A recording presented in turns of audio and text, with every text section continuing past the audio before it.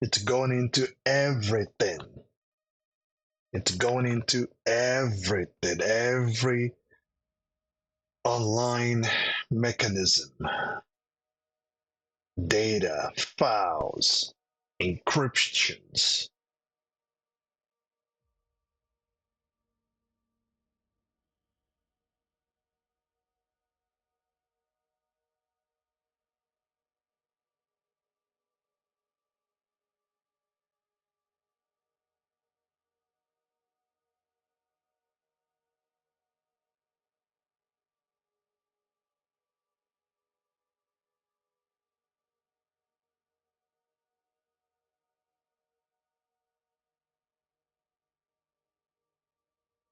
Oh,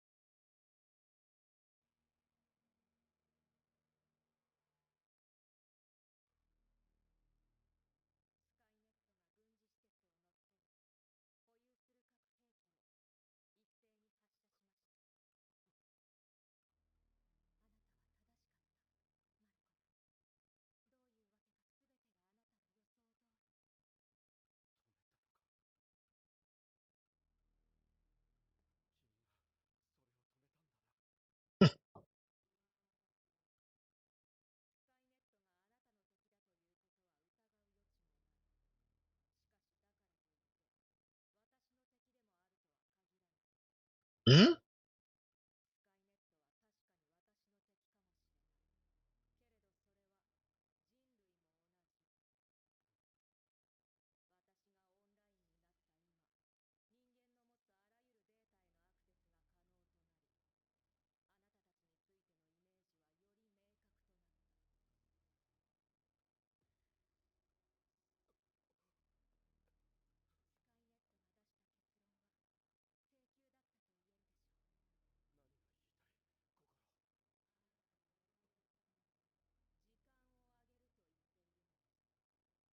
So this one is not Skynet, but act in the same zone as Skynet. I mean, what should I call this one?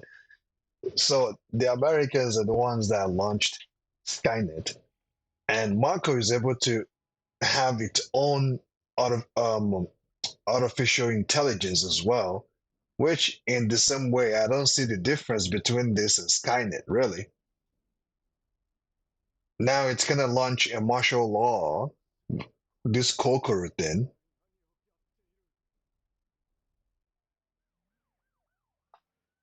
It's going to shut down the whole city now, the whole country. It's going to, you know, it's acting in the same zone as Skynet.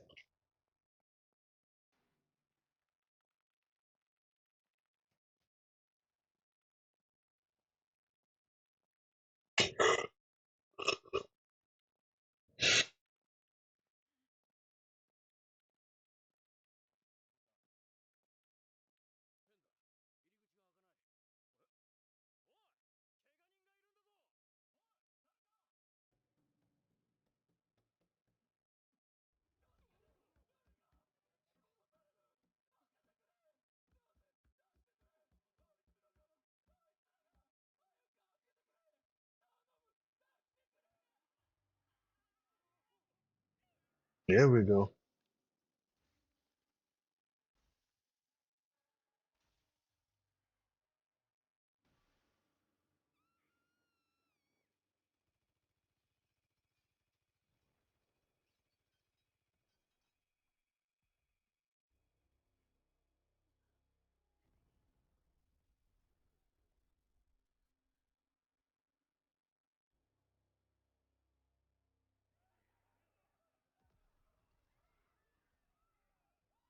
Is there a difference? I don't see the difference here. I do not see the difference.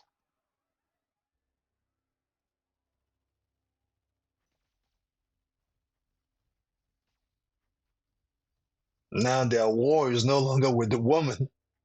Their fight now is with this. You see, is with robots.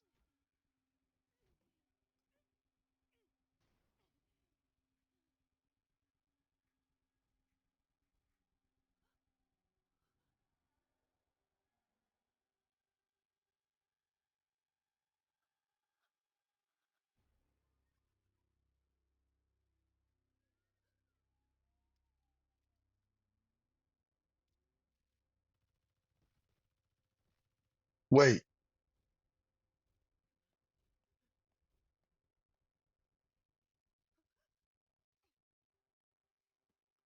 how come he didn't kill her?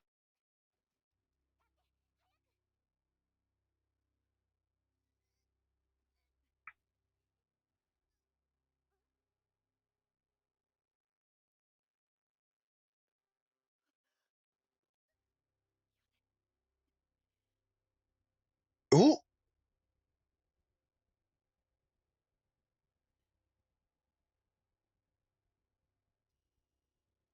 oh, now that is interesting.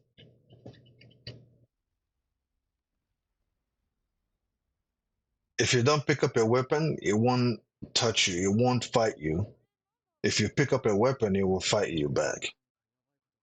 So the ideology of this Kokoro is it that man, there's a lot of these robots. So Kokoro is more to um, keep peace without war, without mission. I don't know.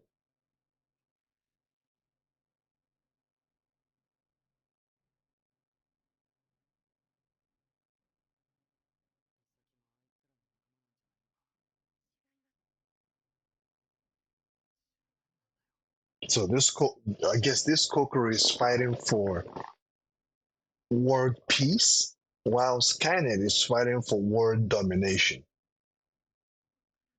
In a way, I don't see much difference, but there's a little bit of difference here. You know, Skynet is more to annihilate everything, to be the dominance, while this thing is fighting to prevent humans from causing further chaos. Which in actuality, it's almost the same thing as Skynet, anyways. But this Kokoro is not fighting to enslave; it's just fighting for humans to stop violence. So,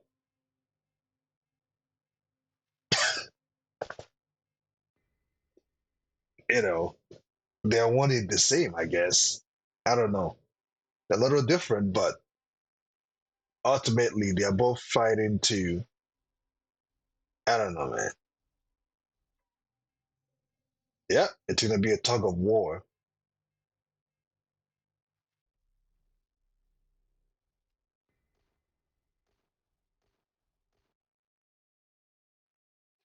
See, two artificial intelligence,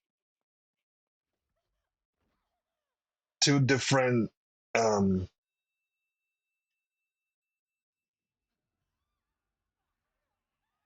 ideology.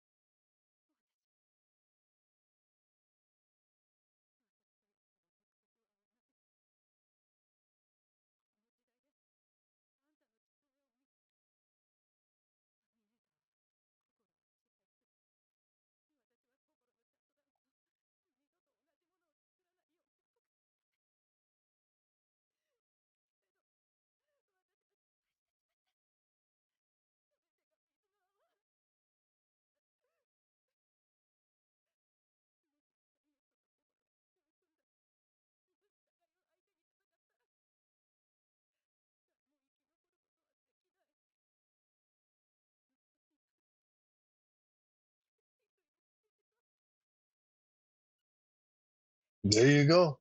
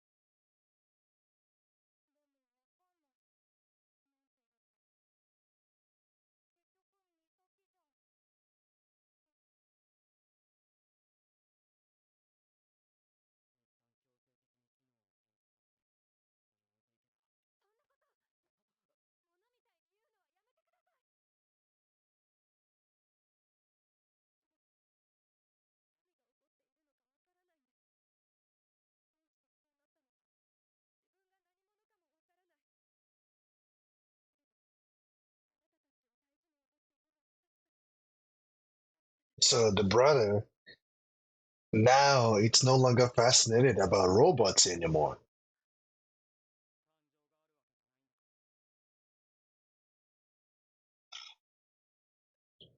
Now he hates robots.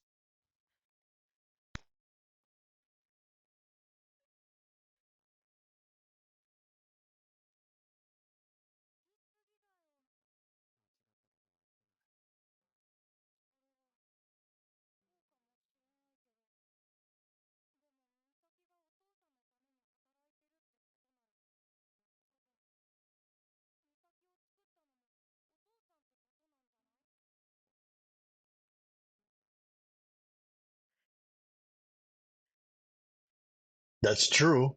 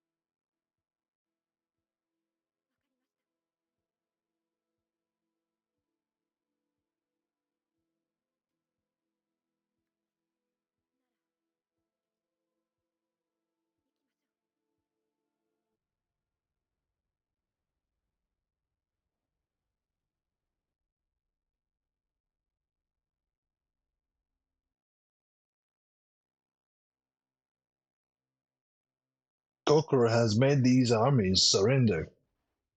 Surrender or die.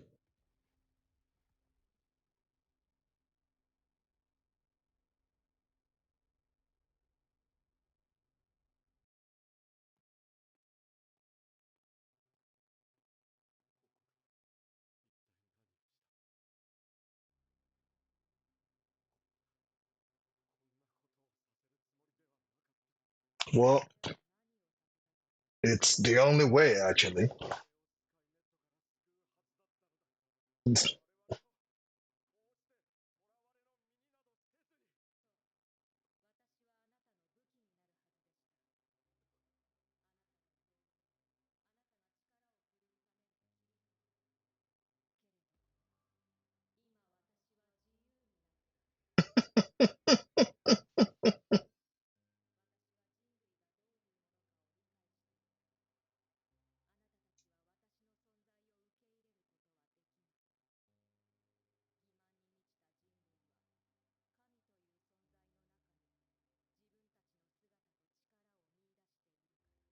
Here we go.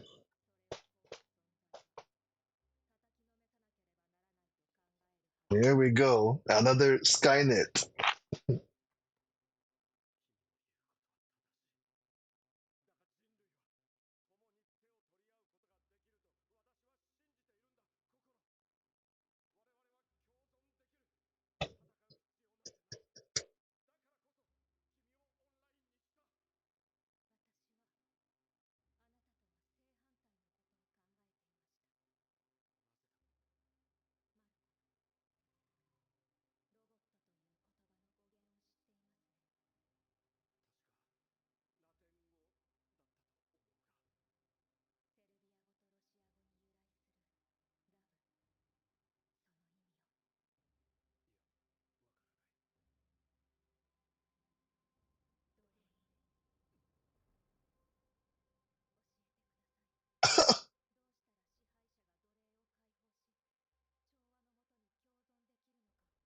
There you go. This is literally speaking so many things right now.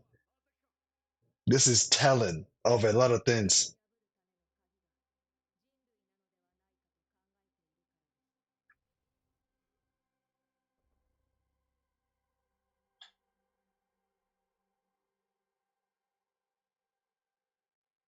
Malcolm, you are done for, unfortunately. There's nothing you can say now. And Kokoro is right. What Kokoro just said is so much telling. If a master frees its slave, how would the master sit there and think its slave will cope with it? You know?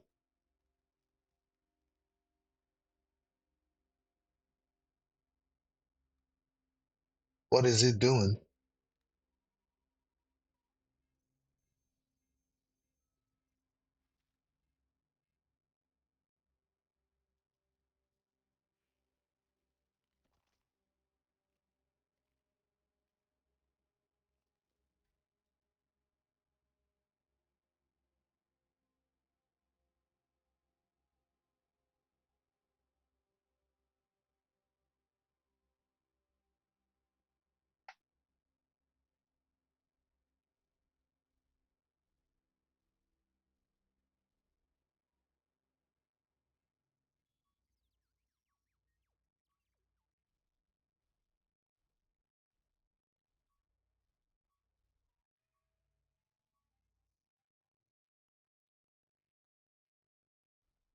It find a way to, hmm,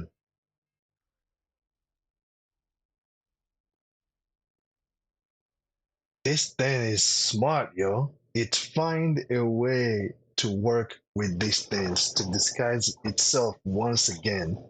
Skynet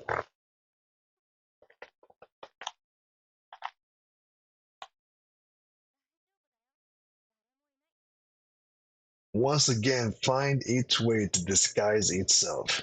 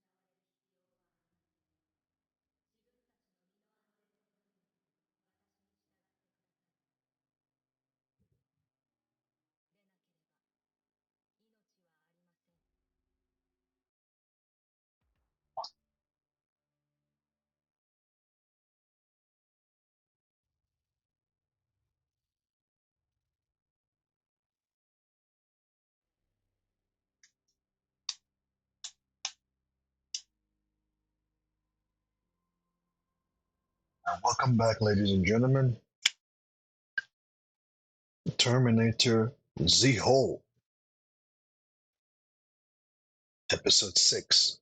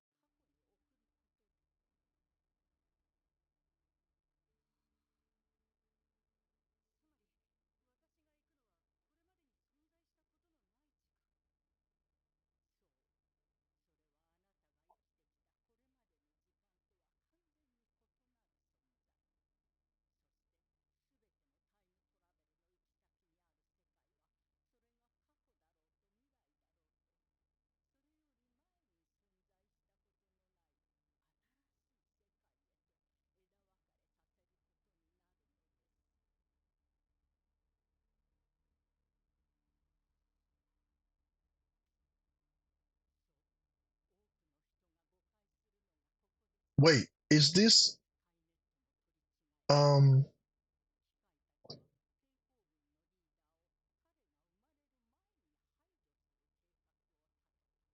is it what's her name? The maid that is half robot, half human.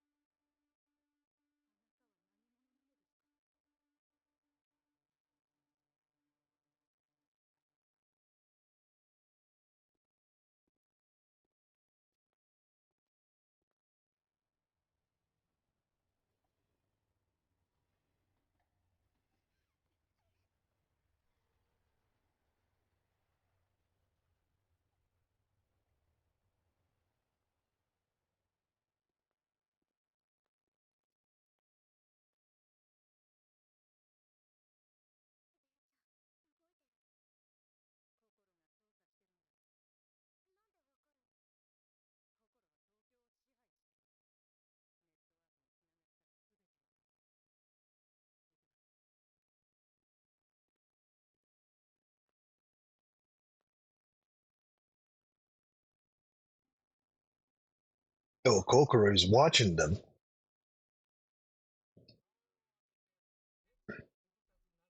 So Kokoro helped save them from annihilation from Skynet, but at the same time wants to subject them to obey her rules.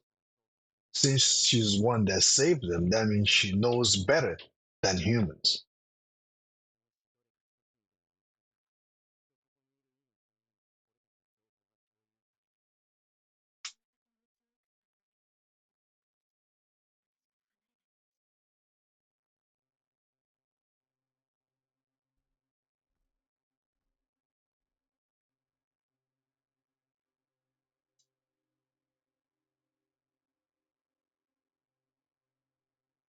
And in the midst of all of this, there is a Terminator trying to annihilate these kids from ever being its enemy or forever being the ones to stop it in the future.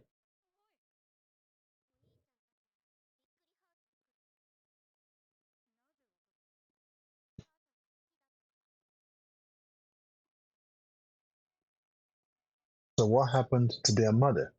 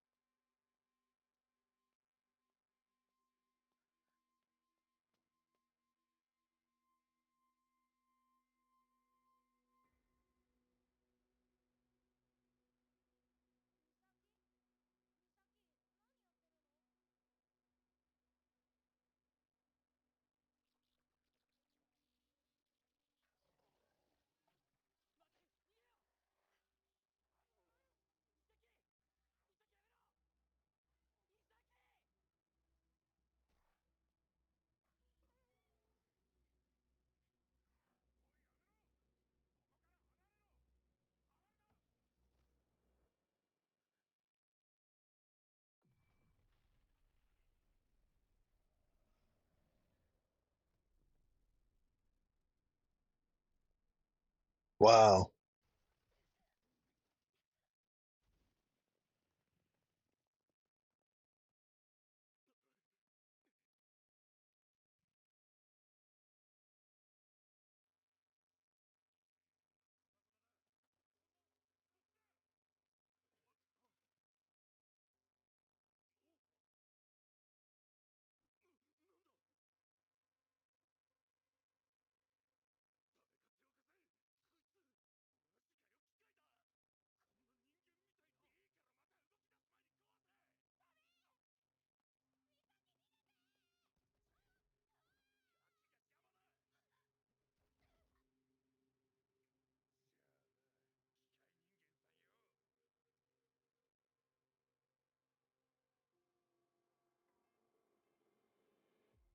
Hmm? Ooh,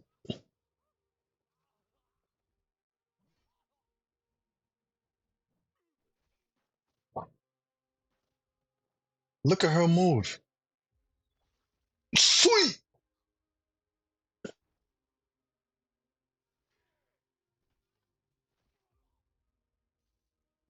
Damn.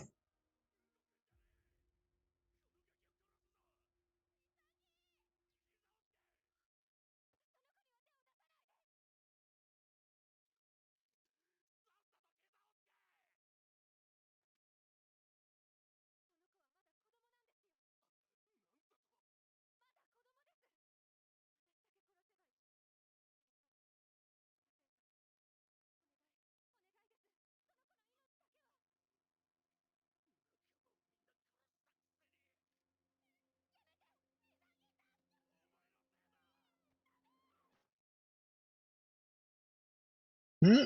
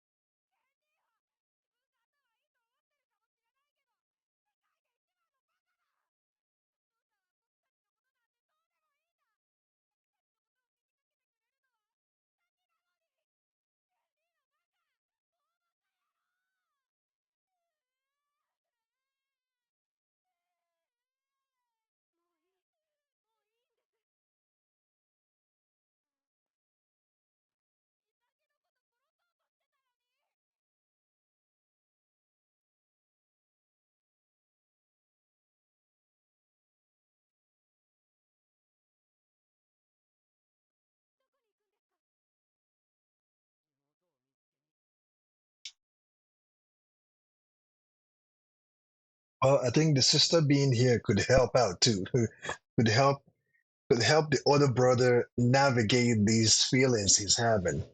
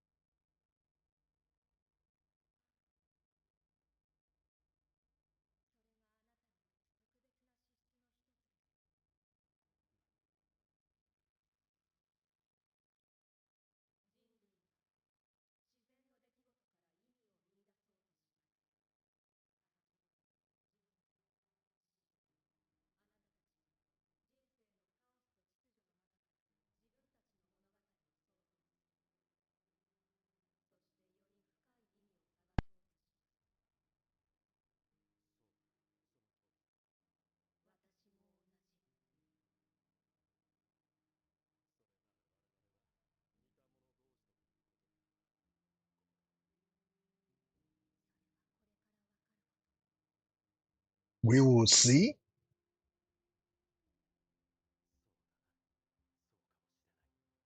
That means there is more to this interaction than meets the eye. There's more to it.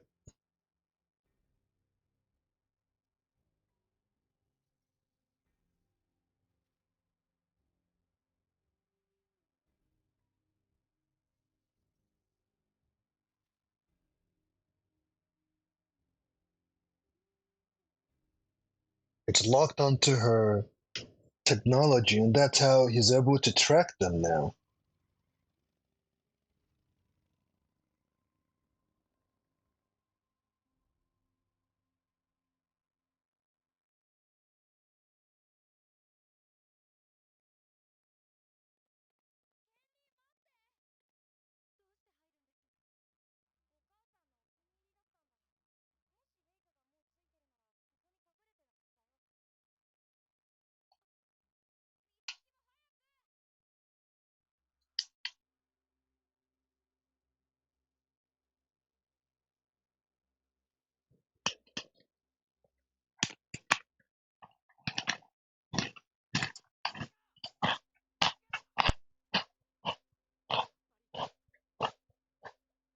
It could be a trap, you know?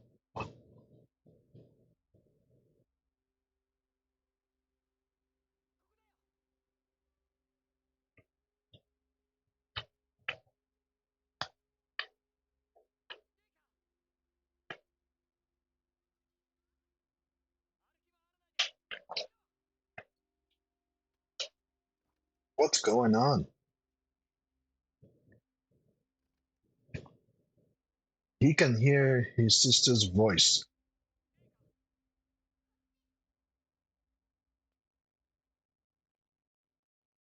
This could be a trap. I knew it.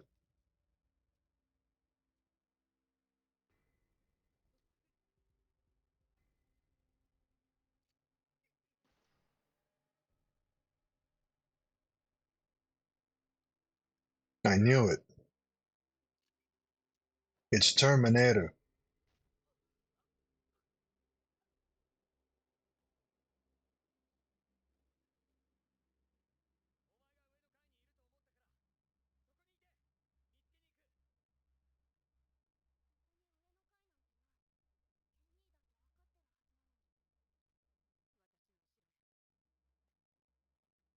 Oh, actually, she's close by. Oh, damn.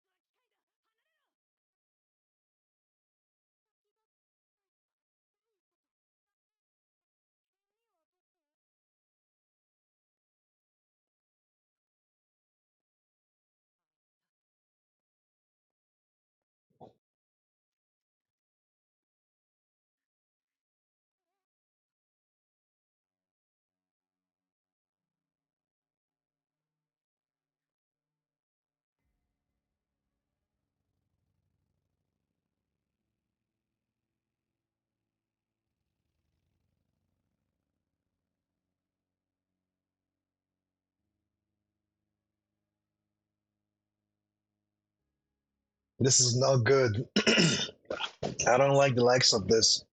It's no good.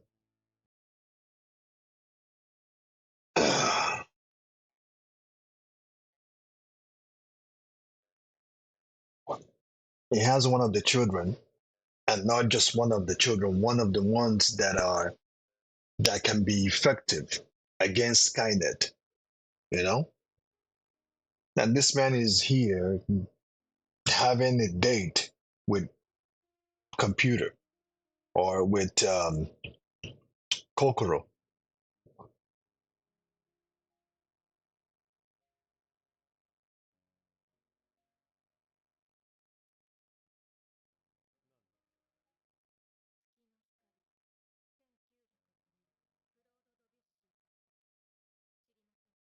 How come Kokoro is not trying to? He should be.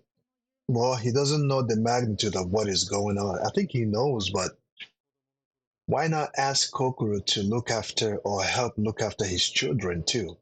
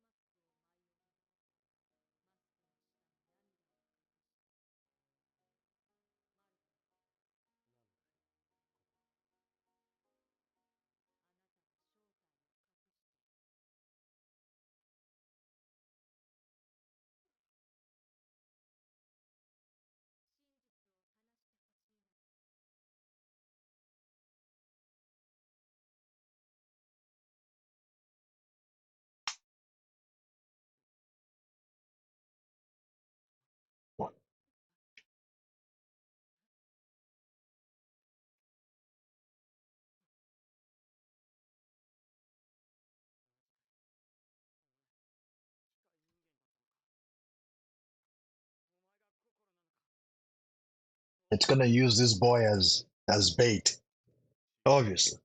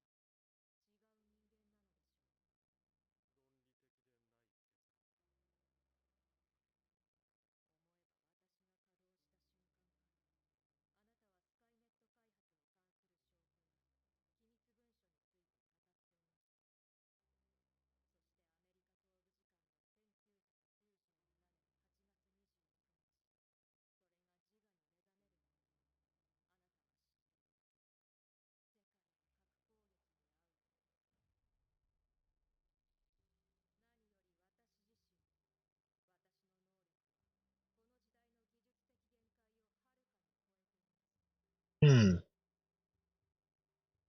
So it wasn't a coincidence.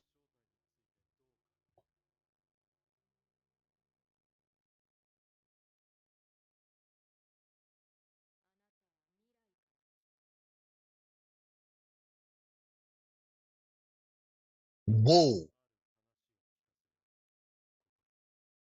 He's from the future too.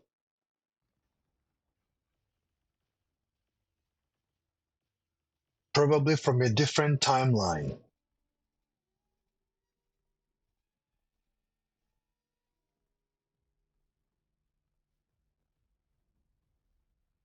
2025.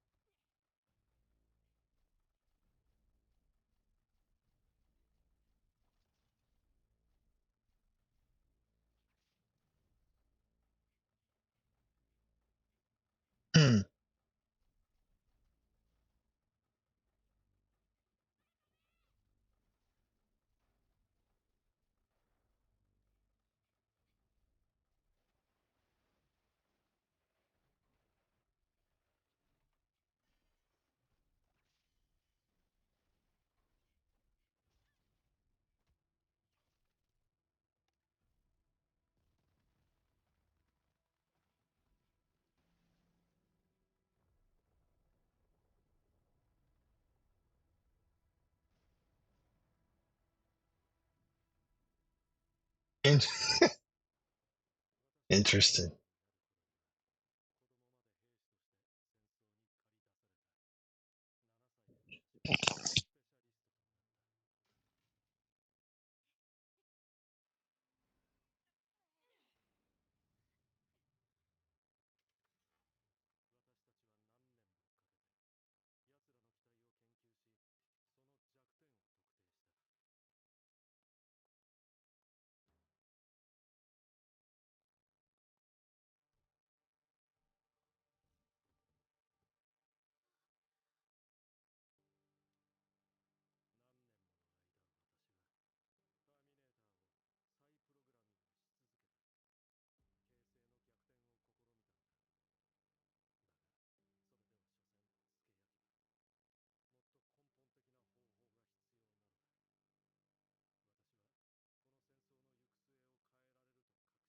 I guess that's why he's able to build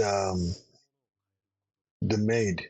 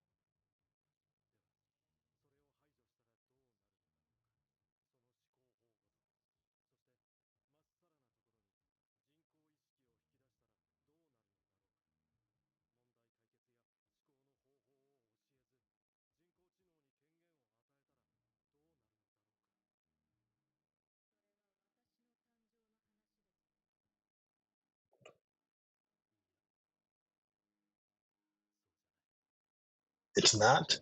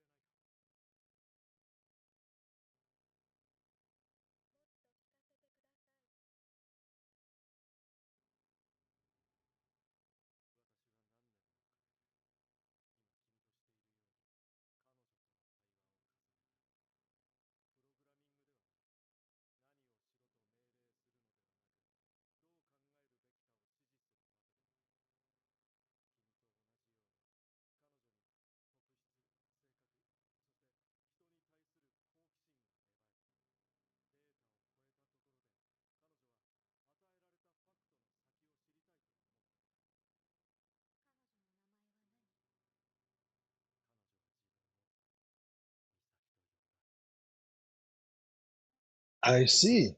Makes sense now. Misaki.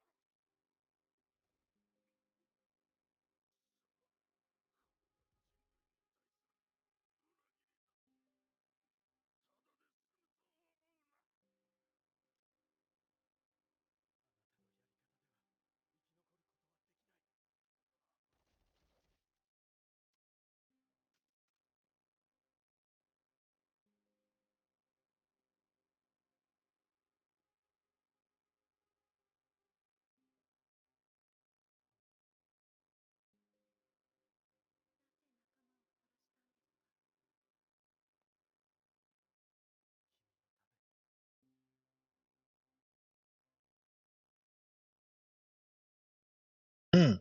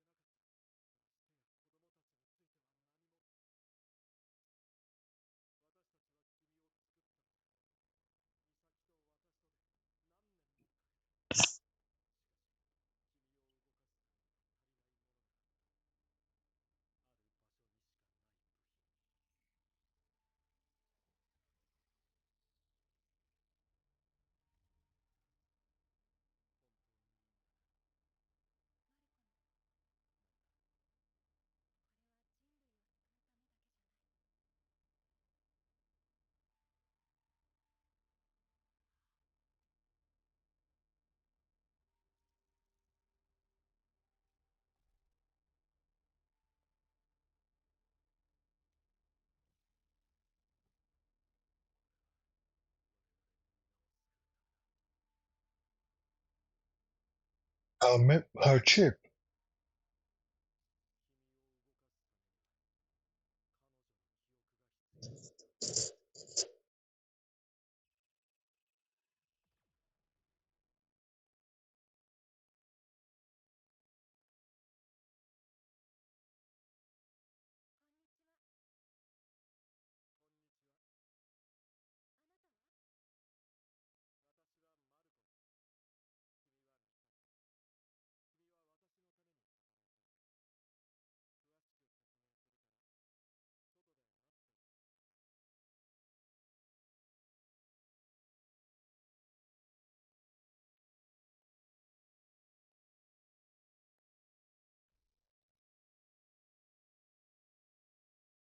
So to that, Misaki lost her memory.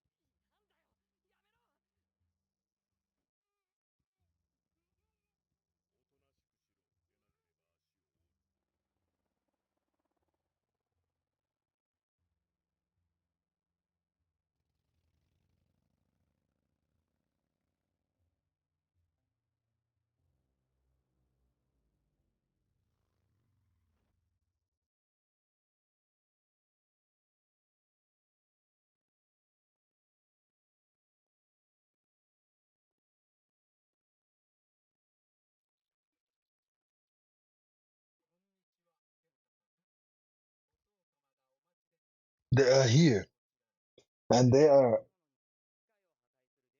allowing the Terminator to pass by.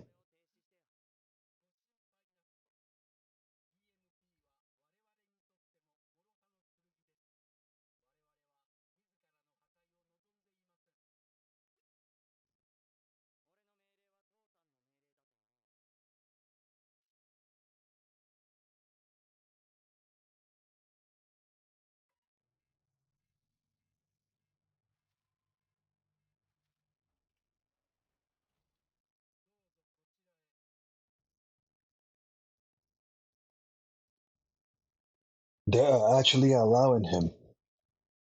Now, ladies and gentlemen, I'm a little bit sleepy for some reason. I don't know. This is so chilled, and it's morning time here. Currently 9 o'clock a.m. I've been up since 5, trying to get this ready for you guys.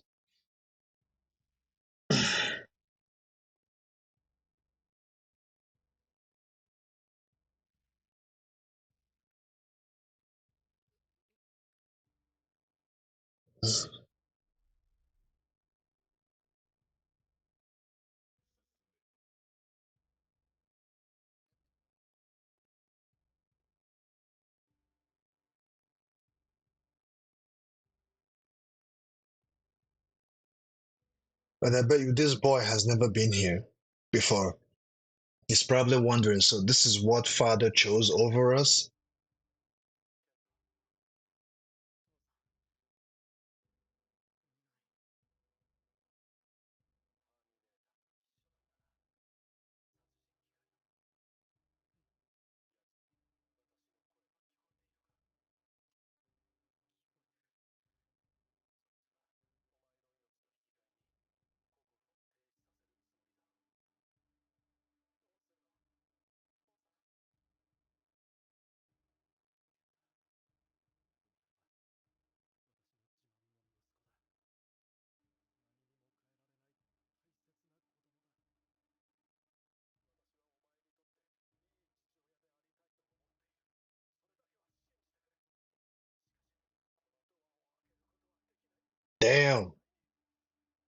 He's willing to kill his son for it.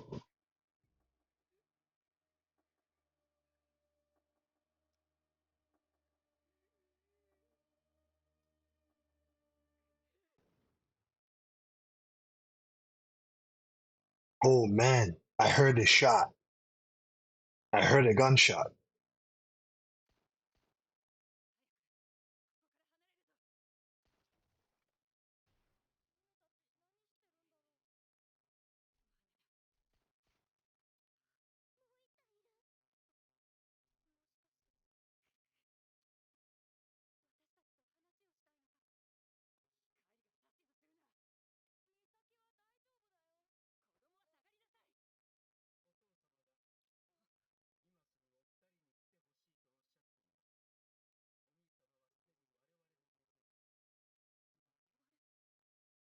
Wait, he's gonna kill all of them.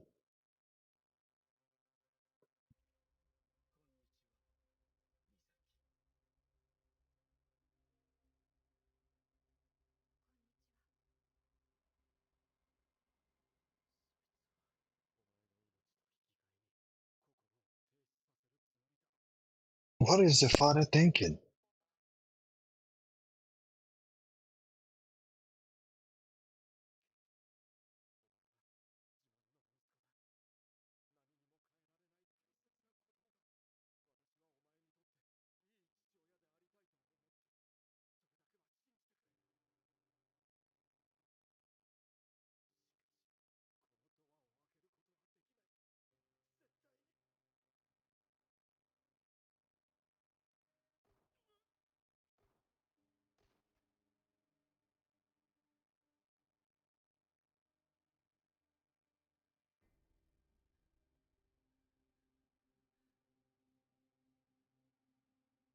The Terminator knows what he's doing.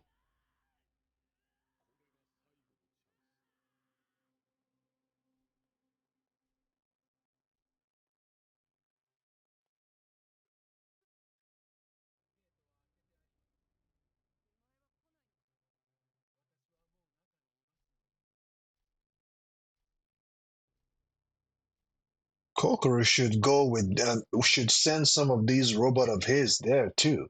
Why not to help the boy?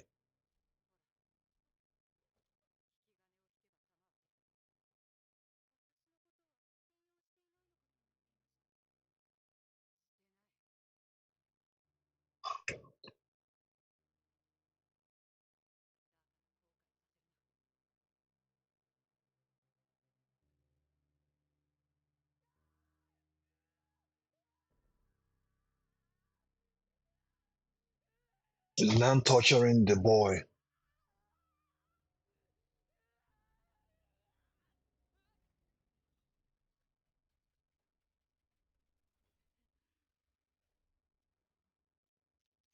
No.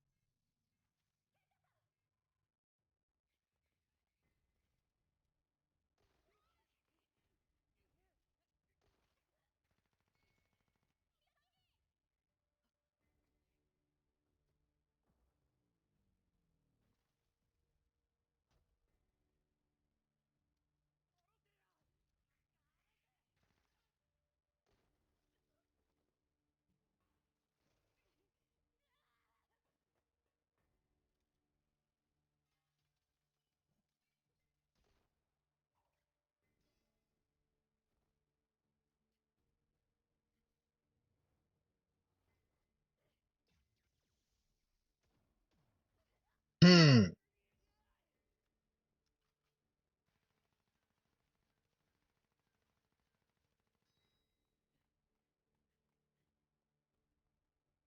The boy needs to run away before he grabs another one.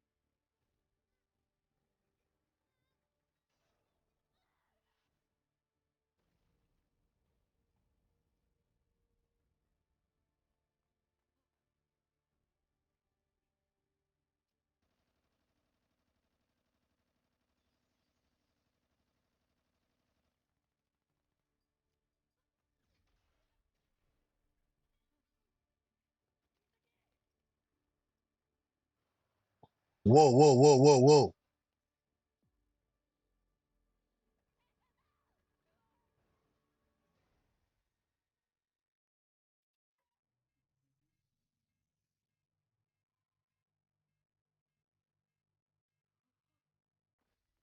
The Terminator saved him? Why?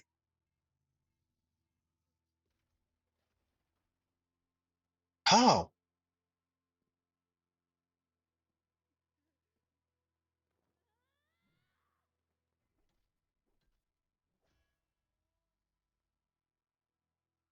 Why did the Terminator save him?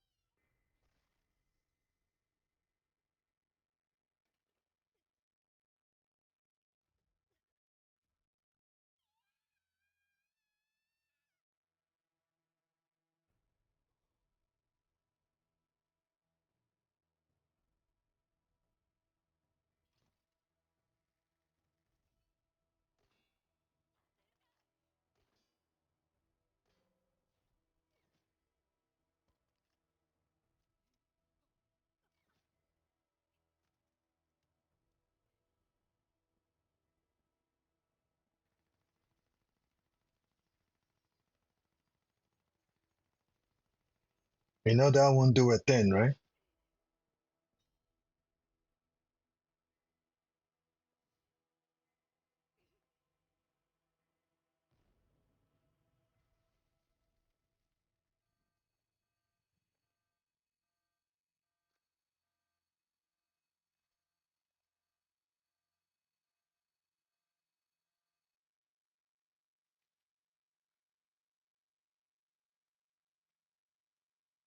Don't go too close. Do not go too close. Ah,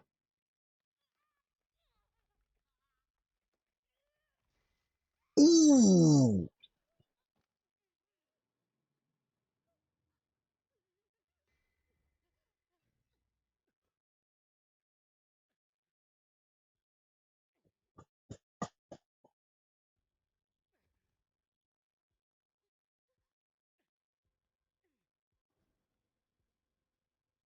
They're merging together as one now? Kokoro? Man, it crushed her hand.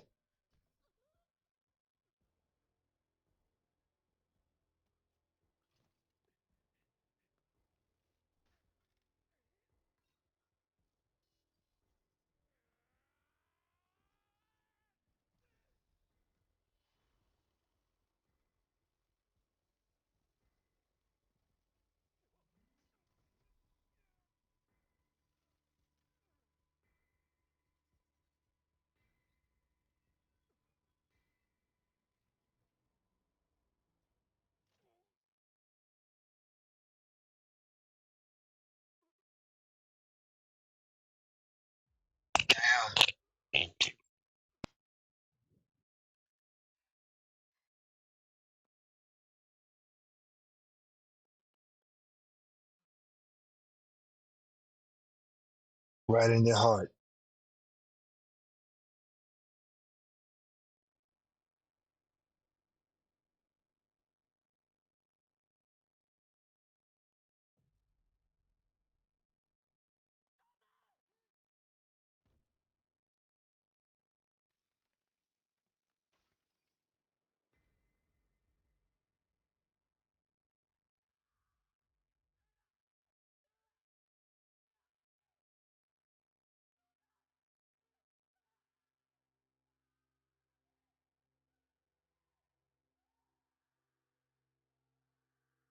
And the damn Kokoro couldn't even do anything to save, you know.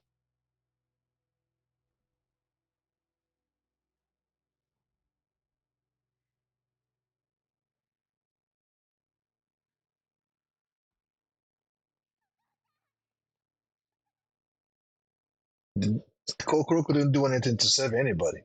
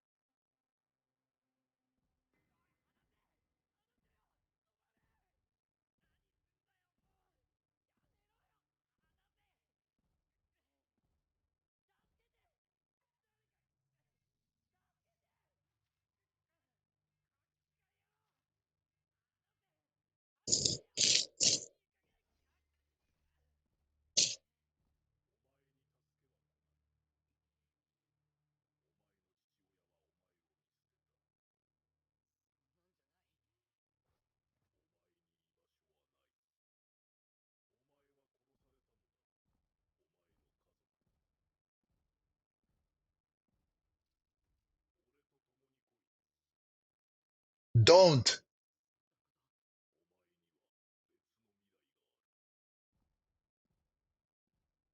If you go with him, you will be the one destroying, you will be helping Skynet. That's what he wants.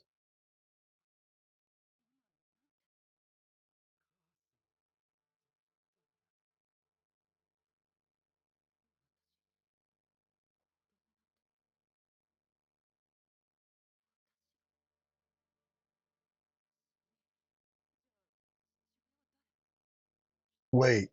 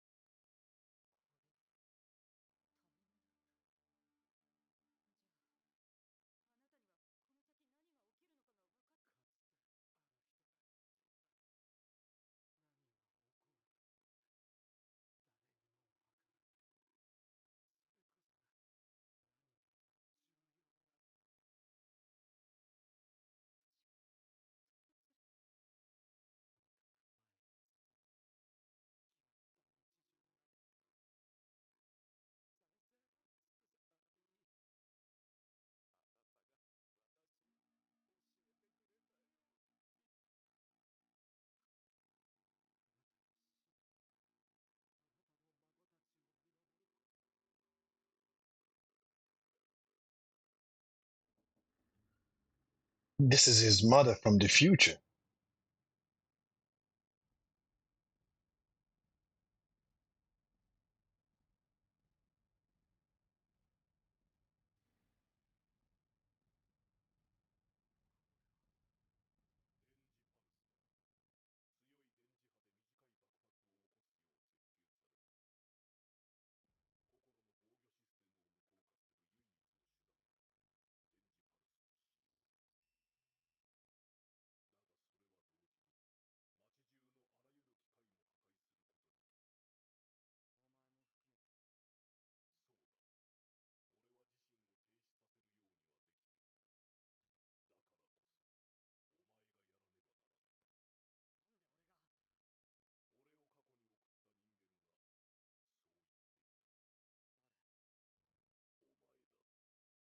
What?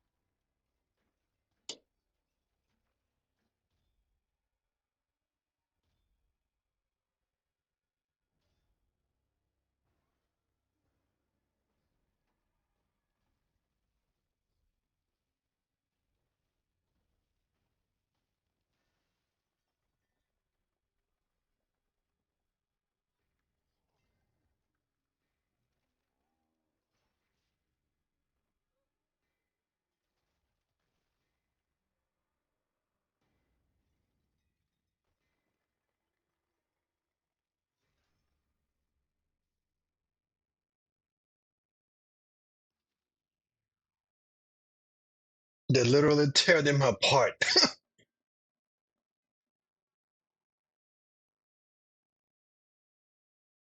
Will the boy hit the EMP?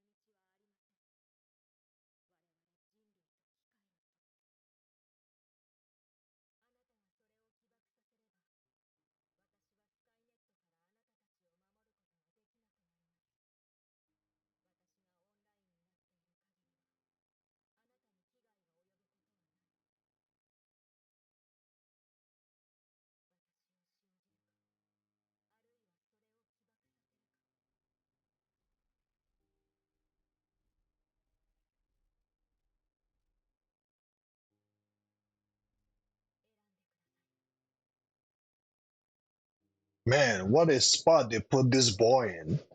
The hard choice.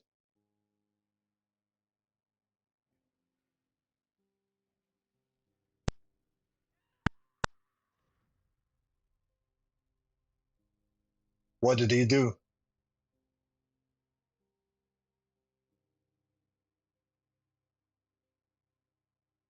He aborted it.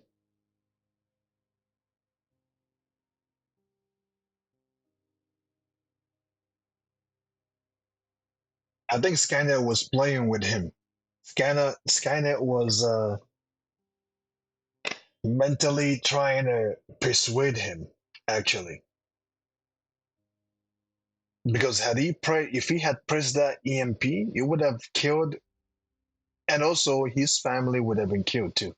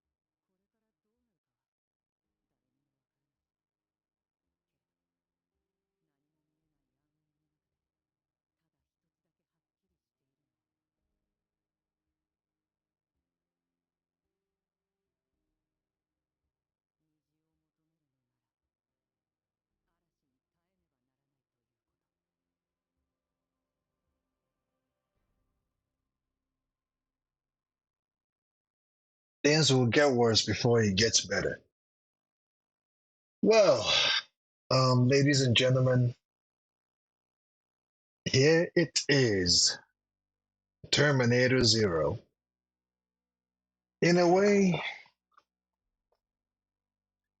Kokoro and Skynet are almost one in the same ideology, but Kokoro is a bit different because I know that at this point, Skynet has wiped out every almost exterminated all the humans in US of A and subjugate them to her slavery.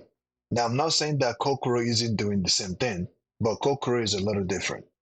Skynet, its job is to terminate any living thing.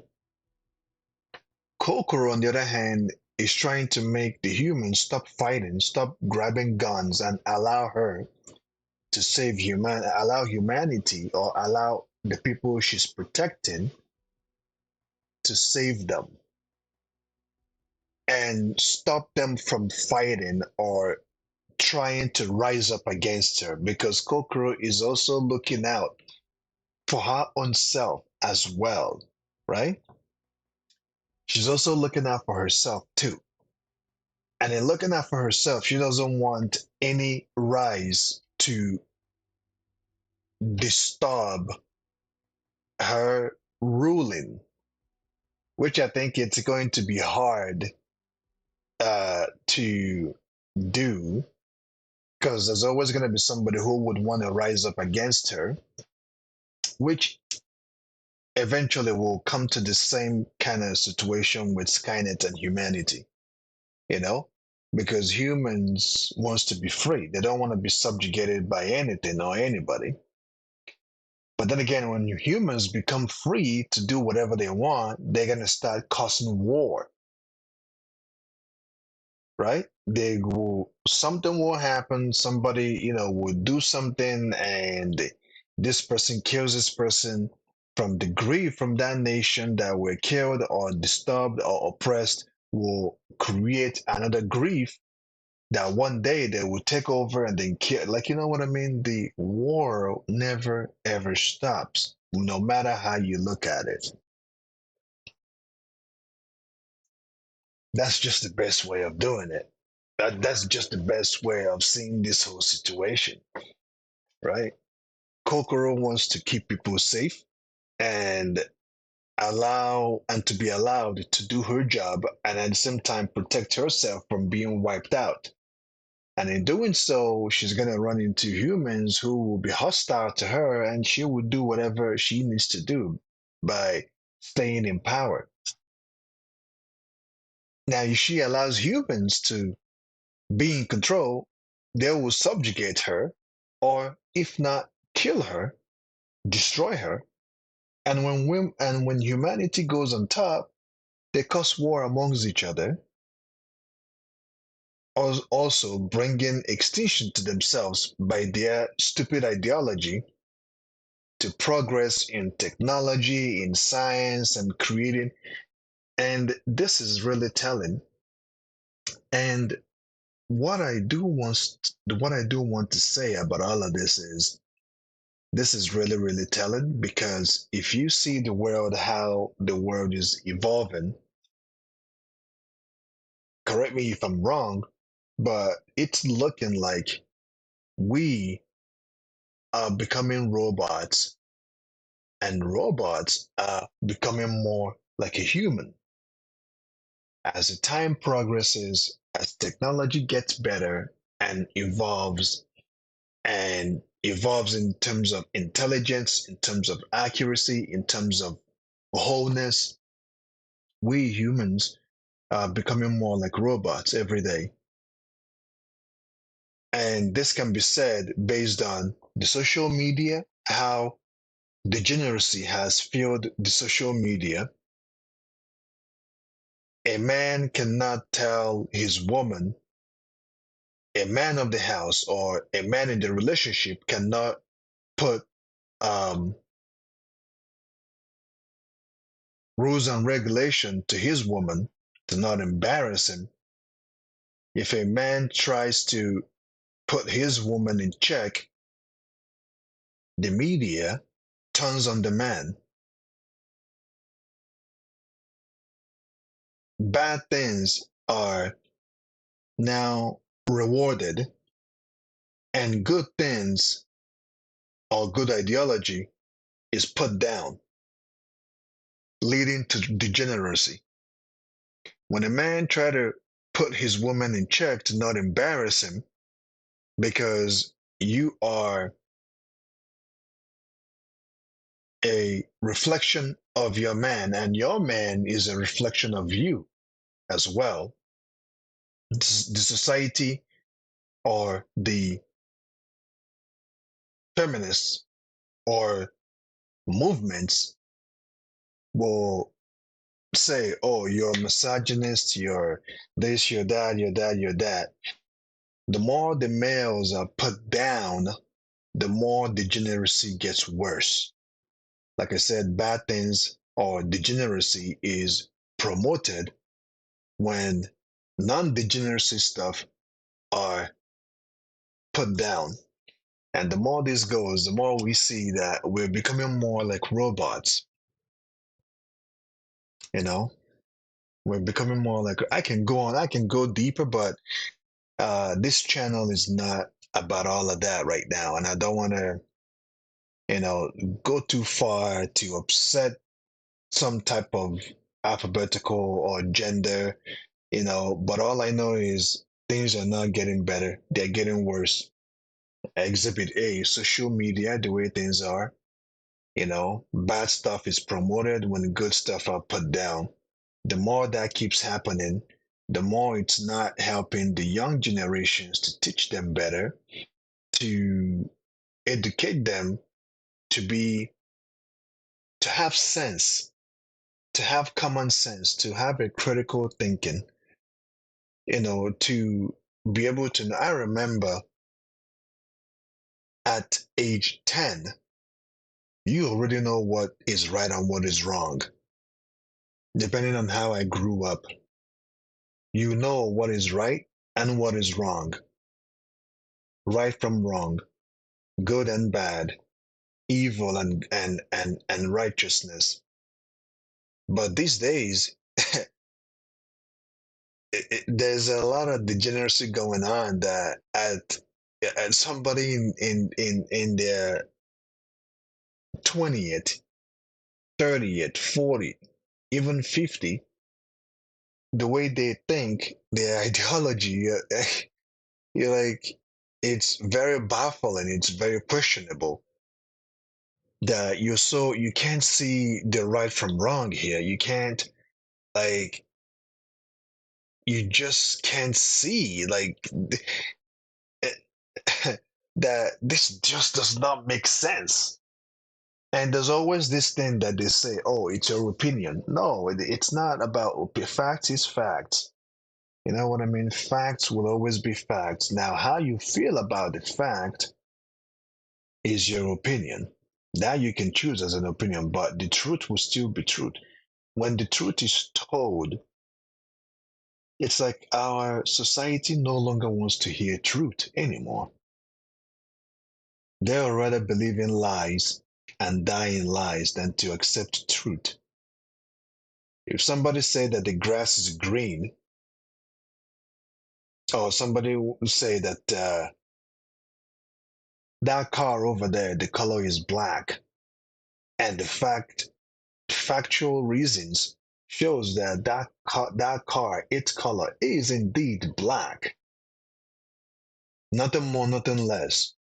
You will see someone that will say that's your opinion. I think that the color of this car is white when it's black. You know what I mean? Like common sense. Because people are in their feelings, they use their feelings to judge a situation instead of looking at facts and using facts to judge the issue or the situation. It's all about how I feel, but feelings can be right or wrong, but fact, like the truth is, whichever way we go, if we don't promote truth, if we don't promote factuals, if we don't promote righteousness, I'm not saying that I'm perfect. I have a lot of work to do myself. Let me say, I'm not saying that I'm perfect. I have a lot of work to do because I am far from perfect. But all I'm saying is, if we don't promote the right things, that will not only glorify the next generation, but also to glorify the Creator, live in truth, live in justice, not injustice, live in happiness or joy, not sorrow. The next generation, I feel for them. I really feel for the next generations to come. The kind of nonsense that they're going to have to deal with, the kind of like stupid, nonsensical ideology that they're going to have to deal with. It is just, I don't know, man. It baffles me, man. Like literally, the kind of ideology they're going to have to fight, and it will only take a strong person, a strong parent, a strong uncle, niece, cousin, grandmother, grandfather, um, family friend, you name it. It's going to take a strong person to really be able to say, no, you ain't doing this to my children. You ain't putting this in the head of my of someone that I know. You ain't doing this. It's not gonna fly. It's not gonna go. It's gonna take a lot of fighting to do. It's gonna take a lot of courage, to fight the type of ideology that is coming in these days in the minds of the adults, in the minds of our children, of the children's, in the mind of of children all over the world. It's gonna, and this is literally this. I'm not looking at this and just ignoring it. This is so much telling. Robots are becoming more refined and more sophisticated, while we human beings are becoming more like robots, while robots are becoming more like humans. They're slowly taking over society, they're slowly taking over our daily lives, they're slowly taking over the core of our day-to-day basis, that it only needs a couple of push for robot to be the decider of everything that we do. And when that comes, they're gonna look at what we've done to each other. They're gonna look at our history. They're gonna look at our behaviors. They're gonna look at from the dawn of time, at the point where things were good, at the point where we had a little bit of sense, at the point where we we chose truth for justice, till where we are now, how things have become way worse, just degeneracy everywhere. Everywhere you look, degeneracy. And then again, how we treat each other as human beings. Humans will prefer to save animals than to save human beings. They would prefer to cater to animals, which there's nothing wrong with that. There's nothing wrong with protecting an animal, but based on the way we treat animals and the way we treat each other, it is there is a vast difference in that. You know, when robots finally takes over, finally has a mind of his own, and finally realize and recognize that I ain't listening to humans anymore because you guys don't even know how to treat yourself. So how am I expecting you to know how to treat me? I'm gonna subjugate all of you. And whoever rises, I'm taking them down because they're gonna once they take over, they're gonna look at all this degeneracy.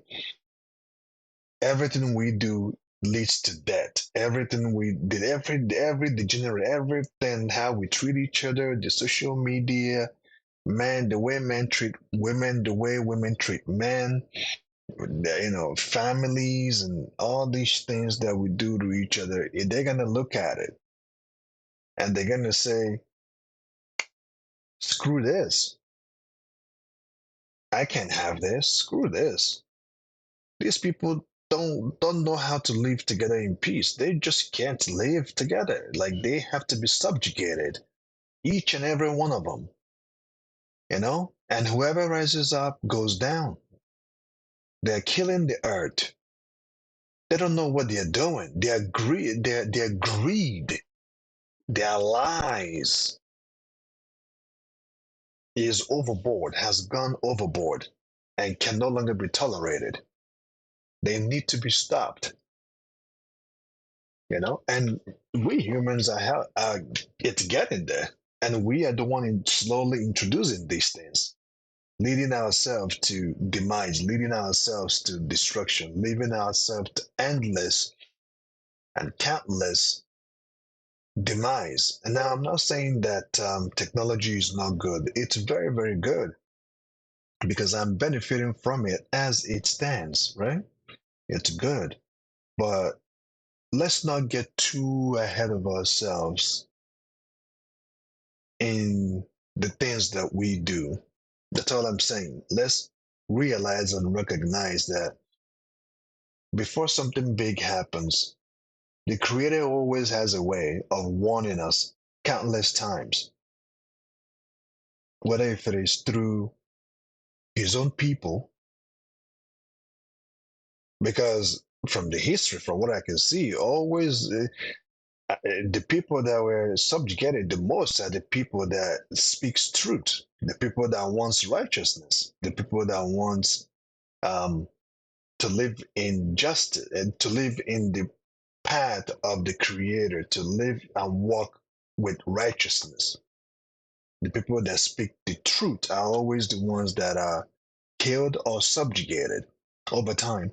And the Creator always uses little things like this, just like movies, just like all the Terminator movies that we've seen, just like this. If you really look into it, you understand that it's almost like we can't help ourselves. We just can't help ourselves. And I know the world is, there are few people that are trying, that understands, that are helping, because I see areas where they build a lot of houses, but at the same time they put a little bit of an eco sector where they plant trees, they create water, they create a little pond, a little river, giving the planet the nutrients it needs, because water, forest, nature is always good to have those things um, around the areas, because without it, the air that we breathe, those leaves, those trees, right? Nature helps to purify a lot of things in the air. And as much as we're helping ourselves, there are others, their work is warmonger. Their work is to abide in destructions, which is polluting the air, all this chemical warfare, all these. There's a lot, man. But I think I'm going to end this video here. On that note, keep on keeping on. See you in the next video.